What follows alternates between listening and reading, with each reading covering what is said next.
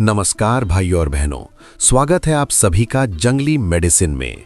आज हम भैषज्य रत्नावली ग्रंथ के नेत्र रोग चिकित्सा अध्याय के अंतर्गत आंखों के विभिन्न रोगों के लिए शास्त्रोक्त लेप, सेक और औषधियों के बारे में जानेंगे। हर एक श्लोक को ध्यान से सुनिए क्योंकि ये ऋषियों का ज्ञान है। करवीर तरुण किसलय भेदोद्भव सलिल संपूर्णम नयन युगम भवति दृढ़म सहसैव तत्क्षणात् कुपितम। इस श्लोक में कनेर के प्रयोग के बारे में बताया गया है। ग्रंथ कहता है कि कनेर के नवीन यानी कोमल पत्तों को तोड़ने से जो रस यानी सलिला निकलता है, उसको नेत्रों में लगाने से कुपित हुए नेत्र यानी आंखों के भयंकर रोग भी तत्काल आरोग्य हो जाते हैं और नेत्र दृढ़ यानी मजबूत बनते हैं। शिखरिज मूलम ताम्रक भाजने ईशत च सैंधवोन मश्रम मस्तु निघृष्टम भरणाद धरति च नवलोचनोत्कोपम। शिखरिज मूलम यानी चिरचिटा अथवा अपामार्ग की जड़। विधि ये है कि चिरचिटा की जड़ को दही के तोड़ यानी दही के पानी के साथ तांबे के पात्र में घिसें। फिर उसमें थोड़ा सा लगभग रत्ती भर सेंधा नमक का चूर्ण मिलाएं। इस मिश्रण को आंखों में भरने से नया नेत्राभिषंद रोग, जिसे हम आज की भाषा में कंजंक्टिवाइटिस कहते हैं, वो दूर होता है। सैंधव दारु हरिद्रा गैरिक पथ्या रसांजनैः पिष्टैः दत्तो बहिर्प्रलेपो भवत्यशेषाक्षिरोगहरः। अब आंखों के बाहर लगाने वाले एक विशेष लेप की विधि सुनिए। इसके घटक हैं सेंधा नमक, दारू हल्दी, गेरू, हरड़ और रसौत। इन सब को समान भाग लेकर एक साथ पीस लें। इसमें थोड़ा सा सेंधा नमक मिलाएं। फिर सबको बारीक कपड़े में बांधकर एक पोटली बना लें। इस पोटली को नेत्रों के बाहर यानी पलकों पर फिराने से नेत्रों के समस्त रोग नष्ट होते हैं। ये प्रयोग आंखों की बाहरी सूजन और दर्द के लिए है। तथा सावरकम लोध्रम घृतभृष्टम बिडालकः कार्या हरितकी तद्वद घृतभृष्टो बिडालकः शालको अक्ष्णोर बहिर्लेपो बिडालकः उदाहरितः। यहाँ ग्रंथकार बिडालक यानी बिडालका की परिभाषा और योग बता रहे हैं।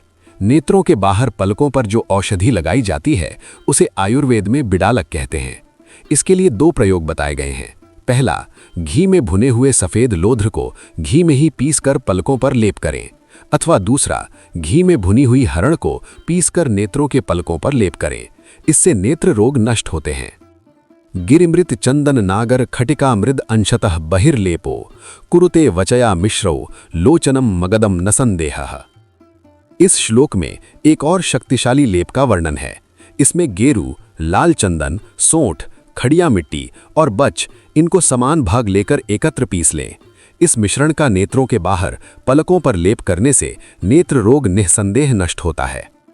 भूमिया मलकी घृष्टा सैंधव गृहवार योजिता ताम्रे याता घनत्वम अक्ष्णोर जयति बहिर्लेपतः पीड़ाम। ये श्लोक नेत्र पीड़ा यानी आई पेन के लिए है। भुई आंवला और सेंधा नमक, इनको कांजी यानी गृहवारी के साथ तांबे के पात्र में घिसें। जब घिसते घिसते ये मिश्रण कुछ गाढ़ा हो जाए तब उसका नेत्रों के ऊपर लेप करें। ये लेप आंखों के दर्द को दूर करता है। आश्चोतनम मारुतजे क्वाथो बिल्वादि भई हितः कोष्णस्सैरंड बृहती तरकारी मधुशिग्रुभिः। अब वातज नेत्र रोगों की चिकित्सा बताई जा रही है। वातज नेत्र रोग में आश्चोतन कर्म यानी आंखों में बूंद बूंद दवा डालना हितकारी है। इसके लिए बिल्वादि पंचमूल, एरंड की जड़, बड़ी कटेरी, जयंती और सहीजने की छाल, इनके क्वाथ में मधु मिलाकर उसे सुहाता हुआ यानी हल्का गर्म लेकर नेत्रों में डालना चाहिए।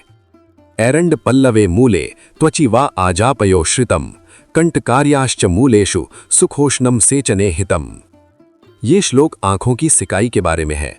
एरंड के पत्ते, जड़ और छाल तथा कटेरी की जड़, इन सब के साथ बकरी के दूध को पकाएं।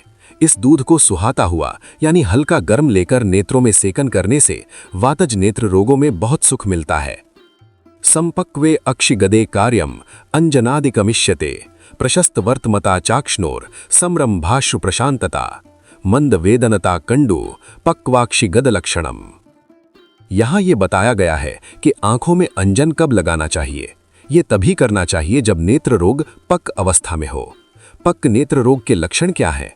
नेत्रों के मार्ग में प्रशस्तता यानी पलकों का साफ होना, शोध का कम होना, आंसुओं के वेग की शांति तथा खुजली और वेदना का मंद होना, ये सब पक्क नेत्र रोग जानने चाहिए। इसके बाद ही अंजन का प्रयोग करें। बृहतीयरण्डमूलत्वक् शीघ्रमूलं ससैन्धवम् अजाक्षीरेण पिष्टम स्यात् वर्तिर्वाताक्षी रोगनुतः। इस वीडियो का अंतिम योग जो वातज नेत्र रोग को जड़ से नष्ट करता है। बड़ी कटेरी की जड़ की छाल, एरंड की जड़ की छाल, सहीजने की जड़ की छाल और सेंधा नमक, इनको समान भाग लेकर बकरी के दूध में खरल करके बत्ती बना लें। उस बत्ती को घिसकर आंखों में लगाने से वातज नेत्र रोग नष्ट होता है। तो दर्शकों, ये थे नेत्र रोगों के लिए भैषज्य रत्नावली के सिद्ध प्रयोग। अगली वीडियो में हम श्लोक संख्या 17 से आगे के अद्भुत योगों को देखेंगे। अगर आपको ये जानकारी मूल्यवान लगी हो तो वीडियो को लाइक करें और जंगली मेडिसिन को सब्सक्राइब अवश्य करें। ये जानकारी आयुर्वेदिक ग्रंथों पर आधारित है और केवल शैक्षिक उद्देश्य से दी गई है। किसी भी प्रयोग से पहले अपने नज़दीकी योग्य वैद्य या चिकित्सक से सलाह अवश्य लें। जय आयुर्वेद।